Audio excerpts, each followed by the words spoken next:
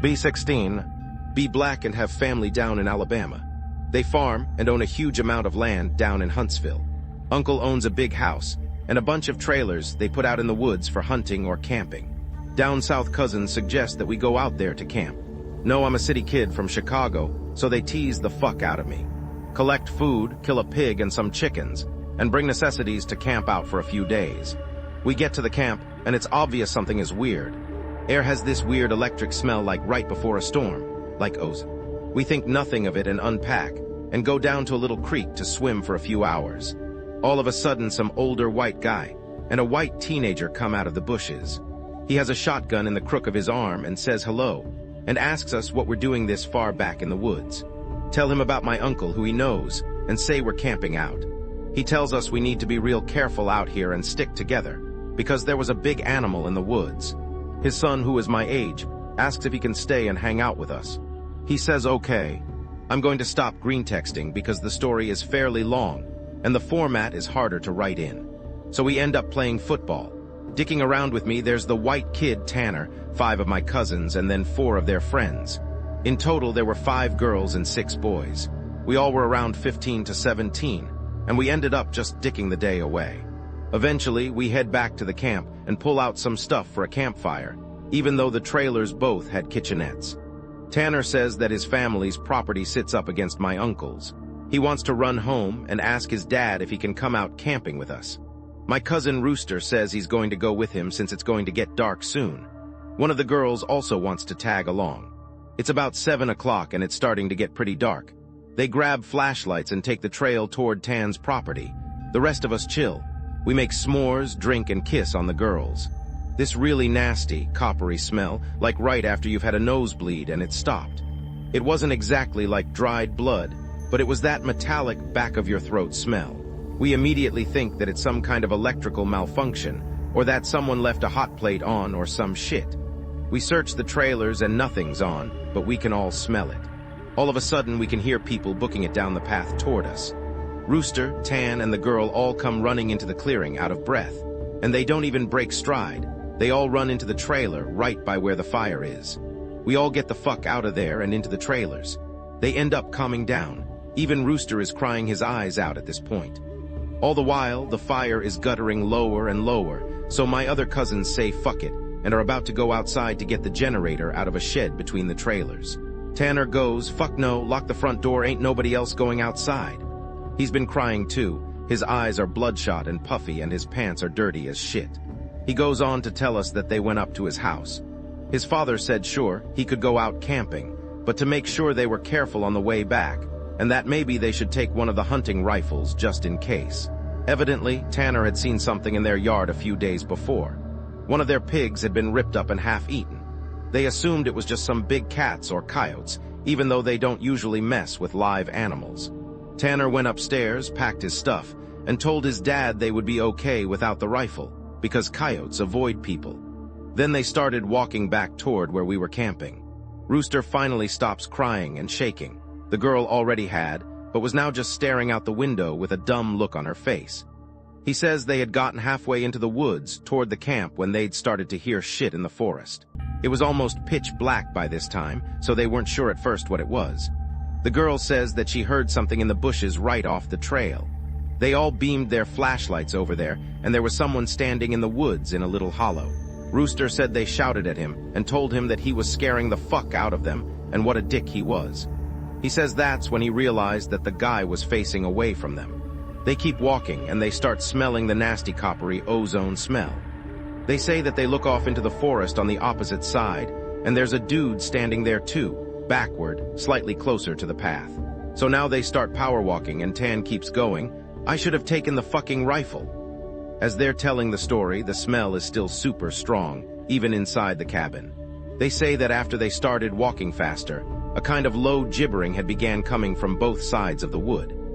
As they booked it back to the trailer, the girl said she flashed her light out to the side of them and saw something jerking itself through the woods. The gibbering just got louder and louder, and when they could see the light from our campfire, something had come out of the woods about 40 yards behind them onto the track. Then they just flat out ran as hard as they could to the trailer. So we're out in the woods, and we're assuming at this point it's some rednecks or some shit trying to fuck with us. All of a sudden, my other cousin, Junior, starts going on about how he went to school with a native kid that was telling him about the Goatman or some shit. We promptly tell him to shut up because we don't need any spooky talk right now. But he just keeps going on and on about how it's the Goatman and how we're in his woods and blah, blah, blah. Now at the time, I had never heard of this Goatman or any of that, but then a couple years ago, the year before I graduated from college, I had a him for a roommate and I ended up asking him about it. And to sum it up, it's basically a man with the head of a goat, and he can shapeshift and get among groups of people to terrorize them. It's also supposed to be kind of like the Wendigo. It's bad mojo to even talk about, and even worse if you see it. Keep in mind, I didn't know this back when I was 16. So my cousin is going. The Goatman's going to get in and fucking get us. The girls are all terrified, and my cousins, and I are all trying to figure out if it's just some hillbillies or an animal. All of a sudden, the smell just goes away. To this day, I haven't even experienced anything like it. Obviously, smells usually fade away or lessen, but it literally was just there 1 second and not the next. So it's after an hour, making it around 9 or 10. We've stopped shitting bricks enough to go back outside and stoke the fire again. We figure it was just some assholes trying to fuck with us, so we don't go back home, because we think if we do, they'll chase us through the woods or some crazy shit. Nothing else weird happens that night. We stay another night, and for the main part of that night, nothing happens. But at about 1 in the morning, we're outside getting drunk and telling ghost stories. As someone is finishing some too spooky story, I don't remember what about the smell comes back. It's so strong that one of the girls literally starts vomiting. I stand up, and you can actually feel how clammy the air is. I say we should get inside and that this isn't right. We should have just left. We all go back inside and we're standing around. My cousin keeps going on about how it's the Goatman. My other cousin Rooster tries to shut him up. And all the while, I'm just feeling that something is wrong, and I can't figure out what it is. We end up sitting in there for a while. The smell is just as strong, and we're terrified and all huddled in this camper. We end up cooking brats for everybody because nobody wants to go outside. It's one of those packs with 4 brats. We have a total of 3 packs. I grill them up on the stove and give everybody a hot dog, then get mine. After a while, one of my cousins gets up and goes over to the pot to get another one. He starts grumbling about how I got 2 brats and everybody else only got 1, and I look at him like he's fucking stupid. I tell him that everybody only got 1 because there were only 12 brats, and that if he wanted more, he should open up a new pack and cook some more. That's when the girl that had been out with Rooster and Tan just starts screaming. "Oh Jesus, oh Lord, get it out!" She's crying and shivering, and then it dawns on the cousin standing up what is wrong. Me and him both glance around the room, and I feel my heart sink. I run out of the cabin, and the girl runs out with us. The trailer door is banging against the side of the trailer as everybody books it out. One of my cousin's friends asks us what was wrong. I start counting us. There's only 11 now. "I shit you not," my cousin verified. There had been 12 people in the cabin. But being that everybody didn't really know each other well, nobody had noticed the whole fucking time that there was an extra person. And then I realized earlier that I had kind of noticed something was off. You know how when you're just dicking around having a good time that you don't sweat the small shit, and you don't always keep track of certain stuff? I'm dead sure that someone else had been in the trailer with us, and that they had been there for at least a day, eating with us. What makes it worse is that I couldn't figure out who it was, because I don't think anyone ever actually interacted with the other person / the Goatman. The girl kept praying to Jesus and we're all sitting outside. Eventually, we get big-ass sticks and go back in the cabin, but there's nobody in there. We count again, and there's 11 people. We go back into the trailer and lock the door. We explain what happened. The girl says that she realized too, and that when she was about to say something, the person sitting next to her had grabbed her leg hard, leaned over toward her, and said something she couldn't understand. So we are pretty much scared as fuck as we huddle together, and I fall asleep. When I wake up, the sun is just coming up, and half the people are asleep and the other half are packing our shit up. We all want to walk back home, but like 4 people want to stay until the sun is all the way up. And some people think that we're just fucking around and still want to stay at the trailers. I just want to get the fuck out of the woods. The girl's name was Kara, the one that the Goatman had touched. Anyway, I asked her if she really thinks it was something bad, and she says she just wants to go home and that she doesn't want to be out in the woods alone for another night. So we decide to split up. The 4 that want to go can go, but I have to stay because I have the keys to the cabin and it's my uncle's and I have to lock up. I'm super pissed at this point because I feel like people aren't taking this shit seriously, and I definitely didn't want to be out in the woods for another night. I spend the rest of the day trying to convince the rest of the people, now 4 girls and 4 guys, to get the fuck out of Dodge. Tanner leaves with them to go get a rifle and says he's going to be back, so there are just 7 of us left by 4 p.m. At around 5 p.m., he hasn't made it back yet, and we're getting extremely antsy. The only reason I stopped begging them to leave was because he went to get a gun. At about 5:30 p.m. or so, the one cousin that did stay says that the girl Kara is outside. We all look outside, and sure enough, she's standing by the fire pit with her back to the cabin. I'm thinking to myself, if she was so scared, why the hell would she come back? And then I get this nasty feeling in my gut. Keep in mind, the whole time the coppery smell has been gone. Now I realize I can smell just a twinge of it. I say this to the rest of them. Everybody, and these are the people that wanted to stay in the woods after we had the goddamn Goatman in our midst, is laughing at me and asking if I set this up to scare them. I'm looking at them like, I'm not bullshitting you at all right now. I ask them why the fuck would I play like that. So one of the girls goes outside to get Kara. She gets halfway to her and stops cold. Kara starts heaving. I don't know how to describe it. Sort of like if someone with their back turned was laughing without actually making any sound. It was this fact that made me realize there was not a fucking sound in the whole woods. It was dead silent. This was like late September, so it was still fairly hot at the time, but super chilly some days too. And you could usually hear big-ass geese honking, or some kind of birds or squirrels chit-chatting. I step out the door and tell the girl to come back in the trailer right goddamn now. She backs up into it and we lock the door. We pull down all the shades except one and put a guy there in a chair to watch Kara. She stands there for another 20 minutes or so. Eventually, the guy turns to say that she's still there, and there's a huge bang on the door. We all jump up and scramble around the living room of the trailer. The banging is super fucking loud. My cousin is holding one of the girls, the other 2 are kinda giggling with nervous laughter, and me and the other 2 guys are shitting bricks. Then we hear Tan, he's screaming, "Let me the fuck in, stop fucking playing." We go over to the door and open it, and he stumbles in with a rifle. There's nobody else outside. Evidently, he had walked up to the campsite. Nothing weird happened in the forest, but he had seen a girl. Mind you, he said it was not Kara standing there. When he had got to the edge of the clearing, she had turned toward him with a slack-jawed look and just stared him down, slowly tracking him as he walked around the outside of the clearing towards the camp. He said it wasn't till he was almost halfway to the trailer that he'd realized she was getting closer to him. She had started off by the fire, and without him even seeing her move, she had been turning, inching closer. He said he just ran the rest of the way back to the cabin, thinking it would open. When he got to the door and it was locked, he turned, and it was about half the distance to the door. He looks around the room and then gets super pale. He pulls me to the side and whispers in my ear, "You know there are only 7 of us in here, right?" I get that feeling where your stomach drops to your nuts. It had been back inside the trailer while we were sorting out who was going where, and then when we all went outside to talk earlier in the day. It had just slipped right back in. We look out the window and there is nobody there. So we recount, and then I go over and ask everyone how many people were here earlier. And everybody says 8. I say, "Well, how many are here now?" They all do the count and realize there are now only 7 people in the cabin. Tan had brought back a couple boxes of ammo and his rifle.